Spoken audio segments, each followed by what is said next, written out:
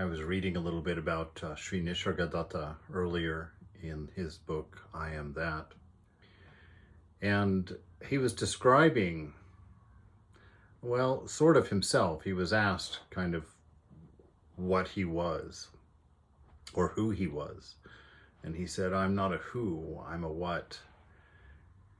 And I just kind of began contemplating that question of well, how would I describe this place, this thing?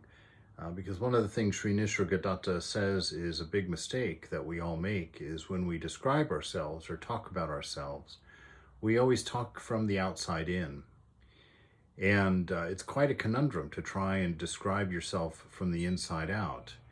And just kind of through reading different passages, doing a search on the word happens actually in that book, it was fascinating because it really seems to paint a picture in which I am a place where things happen. We're a confluence, a meeting of everything.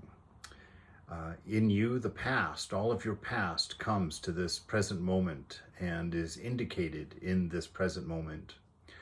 And from this moment, all of the future and all of its possibilities emanate and are projected.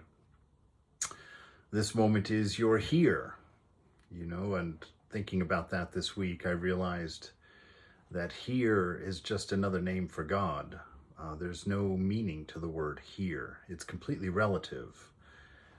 Even if I say I am here, I'm right here, you will think that you understood what I said, but that's because you're assuming what I'm relating to. My here has to do with four walls at an address in a town. But in actuality, we never know where we are.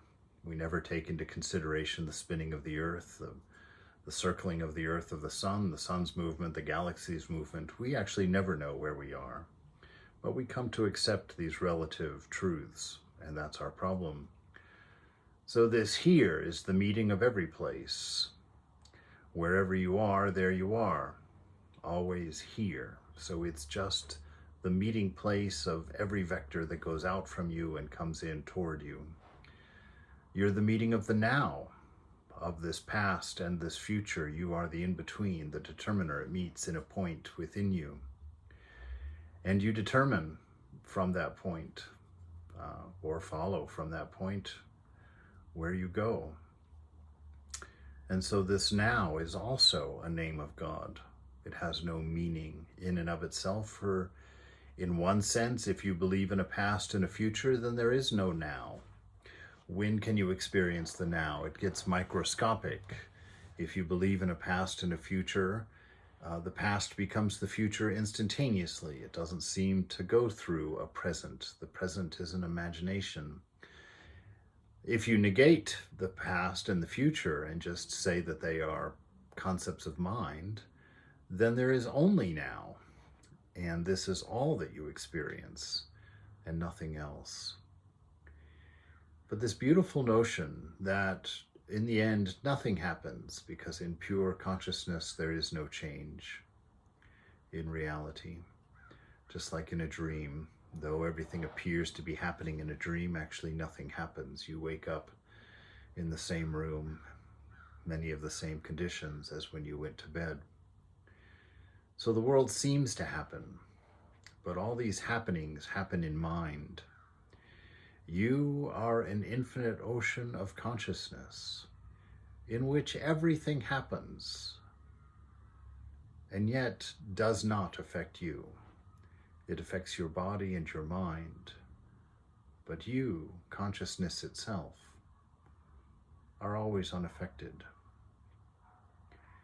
So to become an observer of this crossroads, which we'll call you, very important to teach you the nature of things. Just like Sri Ramakrishna learned so much of his spiritual knowledge from the yogis that would pass through his village, and stay at the different places nearby, that he would go and sit with them and listen to their stories and watch their practices and their rituals, and learned a great deal from them, had his enlightenment.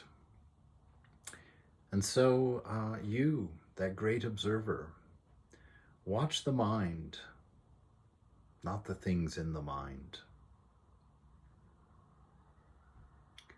Don't get caught up in the happenings that are a degree away from you. They're happening to body and happening in mind, but they are not happening to you. Find that truth, and there's a great deal of bliss and peace in that knowledge. He gives a funny, Sri Nisargadatta gives a funny suggestion. He says, stop using your mind and see what happens. Just be freshly in the moment without cognating about it, without calculating about a future. Just be present and don't have a single thought in your mind. Accept what is in the moment as it is. And in this acceptance, in this non-thinking being, the response will always be perfect, he says. So all of this, investigate. Ask your own question. Who are you? What are you? See what's in there. Don't think and tell yourself. Let isness manifest it to you.